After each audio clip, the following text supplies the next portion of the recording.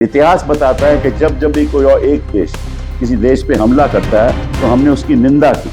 I request this government and the prime minister of India, this is not the time to keep quiet. Ayatollah Ali Khamenei को मारा गया और आपने कुछ नहीं कहा क्योंकि आप चुप रहे, तो आपने साफ कह दिया कि हम इनके साथ नहीं हैं। नमस्कार दोस्तों, मैं हूं परवीन सानी।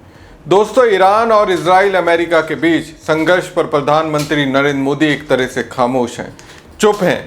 अपनी चुप्पी को भारत की पुरानी परंपरा बताते फिर रहे हैं। वास्तव में ऐसा है क्या? कपिल सिब्बल ने जो कहा उसे एक बार सुनिए जरूर। कुछ दिन पहले कुछ बुद्धिजीवी लोग इस देश के, उन्होंने जो हमारे देश की कूटनीति है और एक्सटर्नल अफेयर्स जो पॉलिसी है, नीति है, उसके पक्ष में कहा कि हमारी चुप्पी सही है और क्योंकि हमारे जो रिश्ते हैं वो अमेरिका और इजराइल से हैं और बड़े गहरे संबंध हैं और हमारे पास कोई लीवरेज ही नहीं है, इसलिए चुप रहना सही है। लेकिन मैं इन बुद्धिजीवियों से 2-4 सवाल पूछना चाहता हूं, बट उससे पहले इन्होंने ये भी कहा कि जो हमारे देश में जो लिबरल लोग हैं ना, जो मानव अधिकारों की बात करते हैं, उनको कोई ऐसी स्टेटमेंट नहीं देनी चाहिए जिससे लगे कि हम किसी एक देश के पक्ष में बात कर रहे हैं। और हमें अमेरिका और इजराइल को क्रिटिसाइज नहीं करना चाहिए। ये जो लिबरल्स हैं ना, ये गलत सलाह देते हैं, ऐसे उन्होंने कहा। अब मैं इनसे पूछना चाहता हूं कि बताइए, ये चुप्पी तो चुप्पी है नहीं कि आपने पहले ही तय कर लिया है कि आप इजराइल और अमेरिका के साथ हो। जब एक देश का नेता आयतुल्लाह अली खमोनी को मारा गया और आपने कुछ नहीं कहा क्योंकि आप चुप रहे, तो आपने साफ कह दिया कि हम इनके साथ नहीं हैं। हम कोई ऐसी स्टेटमेंट नहीं कहेंगे जिसके द्वारा हम कॉन्डेमनेशन करें जिन्होंने मारा। आपने जब अमेरिका के साथ यही तय कर लिया कि जो हमारी इकोनॉमिक पॉलिसी, आर्थिक नीति है, जो हमारी रक्षा की पॉलिसी है, जो हमारी फॉरेन पॉलिसी है, वो उनसे अलाइंड रहेगी, ये ट्रंप का कहना है, तो आपने तय कर लिया कि आप किस तरफ हैं। फिर कौन सी चुप्पी? ये चुप्पी तो एक एलोक्वेंट बात है। जब अमेरिका ने, प्रेसिडेंट ट्रंप ने आपको कहा कि आप रशिया से ऑयल नहीं खरीदोगे क्यों वो सैंक्शन देश है, तो आपने कहा ठीक है, हम नहीं खरीदेंगे। तो इसका मतलब क्या है? देश की जनता को संदेश क्या जाता है कि आप अमेरिका के साथ हो।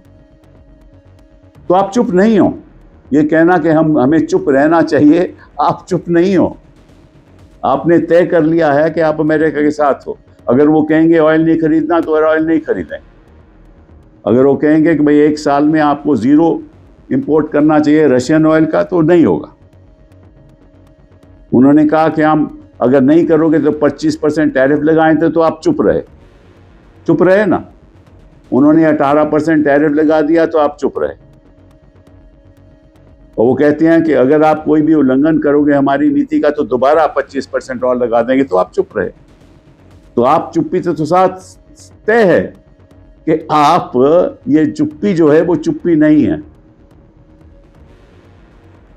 आप एक तरफिया बात कर रहे हो। तो सरकार कह रही है चुप इसलिए है क्योंकि वो किसी के साथ नहीं है, जबकि सिब्बल बता रहे हैं आप अमेरिका इजराइल के ही दोस्त हैं।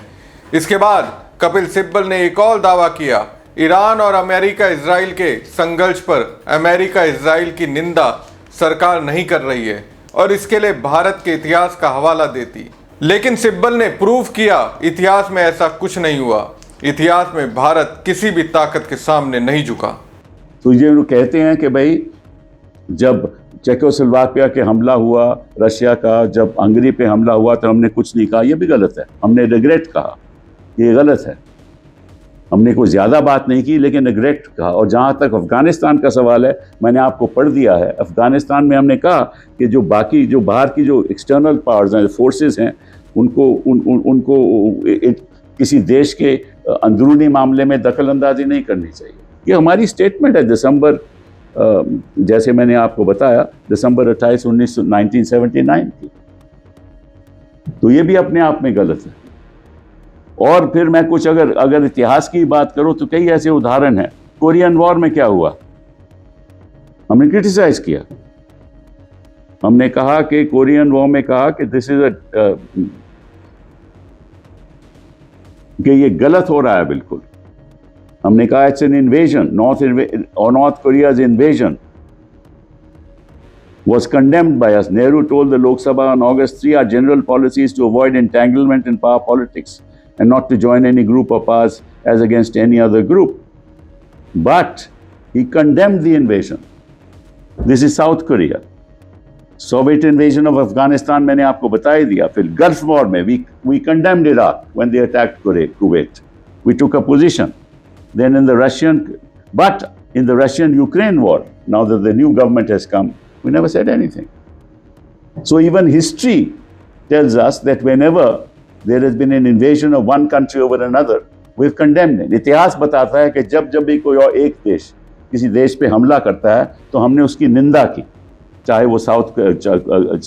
वो नॉर्थ कोरिया की निंदा की, अफगानिस्तान में रशिया की निंदा की, गल्फ वॉर में इराक की निंदा की, और सब। तो फिर सुएज कैनाल क्राइसिस में क्या हुआ, हमने इजिप्ट के साथ दिया, अमेरिका के खिलाफ बात बोले, हमने इजिप्ट पे साथ दिया। वियतनाम वॉर में अमेरिका के खिलाफ बोले, बांग्लादेश में तो आपको मालूम ही है। तो इतिहास में मैं कई उदाहरण दे सकता हूं। दोस्तों, ये सरकार कहती है अमेरिका से वो इसलिए पंगा नहीं लेती क्योंकि हम काफी मात्रा में निर्यात करते हैं, लेकिन सिब्बल ने जो तर्क दिया उसमें बताया व्यापार से जरूरी ऊर्जा है। इसके पीछे भाव क्या है? इसके पीछे भाव ये है कि हमारा जो व्यापार है वो अमेरिका के ऊपर निर्भर है, क्योंकि ज़्यादातर हम अमेरिका को एक्सपोर्ट करते हैं, निर्यात करते हैं। लेकिन एक्सपोर्ट कैसे करेंगे? हमारे पास एनर्जी नहीं होगी। एक्सपोर्ट तो तब होगा ना अगर हमारे पास एनर्जी होगी। और एनर्जी कहाँ से आती है? कहाँ से आती है एनर्जी? 50% क्रूड ऑयल हॉर्मुज़ से आता है। वो बंद हो गई तो हमारी टेक्सटाइल फैक्ट्री नहीं चलेंगी, वो दम गई तो हमारे प्लांट्स नहीं चलेंगे, वो बंद हुई तो हमारे क्रेमेटोरियम्स नहीं चलेंगे। हर चीज़ तो एनर्जी से होती है ना। तो खतरा तो हमें क्या है? अगर हमारे व्यापार ही बंद हो जाएगा क्योंकि हमारे पास एनर्जी नहीं है, तो हमें यह ख्याल करना चाहिए कि भाई जब अगर अमेरिका या इजराइल गैस इंस्टॉलेशंस को ख़त्म कर देगा, मिडिल ईस्ट में ईरान की गैस इंस्टॉलेशंस को ख़त्म कर देगा, और ईरान फिर हमला करेगा जीसीसी देशों में, उनकी इंस्टॉलेशंस को ख़त्म करेगा, नुकसान किसका होगा? 140 करोड़ लोगों का नुकसान होगा। और अगर 140 करोड़ों का नुकसान हुआ तो निश्चित रूप से व्यापार कहां से होगा? तो आप व्यापार को प्राथमिकता देना चाहते हो और हम एनर्जी को प्राथमिक देना चाहते हैं, क्योंकि बिना एनर्जी के व्यापार हो ही नहीं सकता। The whole argument. दोस्तों, इस सरकार कहती है इस युद्ध में हॉर्मुज स्ट्रेट से शिप आने को अपनी जीत बताती है, लेकिन वास्तव में ऐसा क्या है? सिब्बल ने जो बताया वो इस समझने के लिए काफी है, बीजेपी आपदा में अपने लिए अवसर ढूंढ लेती है। लेकिन देश की बर्बादी होगी अगर आप चुप रहोगे, और कोई अंतर्राष्ट्रीय स्तर पे आपकी कोई इज्जत नहीं करेगा। Nobody in this world will respect you if you continue to be quiet. Neither the people of India nor the world, because the people of India are seeing the cowardly policies of this government. Why is this government quiet? Because they are afraid to speak. ये डरते हैं। इसीलिए पिछले कई दिनों में आपको कहीं पता चला कि हमारे प्रधानमंत्री जी ने सीधी डोनाल्ड ट्रंप जी से बात की? मुझे तो नहीं खबर ऐसी आई। और अगर नेतन्याहू से बात हुई थी तो पहली बार मार्च पहली पे बात हुई, उससे पहले दिसंबर में हुई थी। तो ये और ओमान ने आज कहा है, ओमान ने कहा है कि आप समझौता करिए, आप दोबारा टेबल पे आइए ताकि बातचीत से समझौता हो, क्योंकि सभी जानते हैं, सारी अरब देश भी जानता है कि उनका इतना ज़्यादा नुकसान होगा। अब कहते हैं कि देखिए हमारी ऐसी गजब की कूटनीति है कि हमारे पास अपना ईरान ने हमें 2 शिप्स भेज दिए हैं और साथ में अभी 26 और शिप हैं जो आने वाले हैं। देखिए ईरान की बात तो साफ साफ है, ईरान बेचेगा तो उसकी आर्थिक स्थिति ठीक होगी ना, उसको तो बेचना ज़रूरी है, इसलिए वे बेच रहा है, इसलिए नहीं कि वो आपके पक्ष में है। उन्होंने कहा है कि आप ये ब्रिक्स कंट्रीज़ में आप you are the chairman of the BRICS countries today. You please pass a resolution condemning the United States and Israel. वो हमारे से हो नहीं पाया और हम कहते हैं कि बड़ी अच्छी बात है कि हम चुप हैं। I mean, it is shocking. Sibal ने पीएम मोदी को कह दिया अब नहीं बोलेंगे तो देश बर्बाद हो जाएगा। तो इसका नतीजा क्या है? इसका तो साफ नतीजा है कि हम कहीं के नहीं रहेंगे, हमें क्रूड नहीं मिलेगा, हमें गैस नहीं मिलेगी, हमें फैक्ट्रियां नहीं चलेगी, हमारा व्यापार बंद हो जाएगा। और आप व्यापार की फिक्र कर रहे हो, आपको एनर्जी सप्लाई की फिक्र करनी चाहिए। ये कौन सी नीति की बात कर रहे हो आप?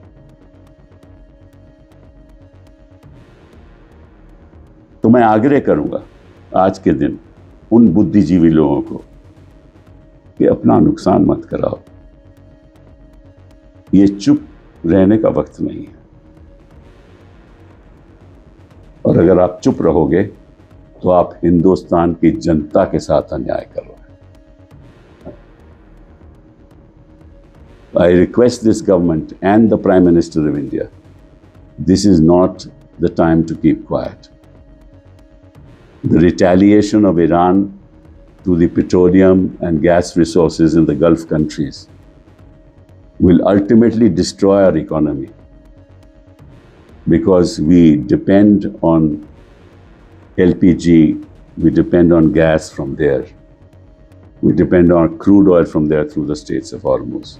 अब देखने वाली बात यह है कि इस सरकार को कपिल सिब्बल की बात समझ में आती है या फिर जैसे चल रहा है वैसा ही चलने देगी।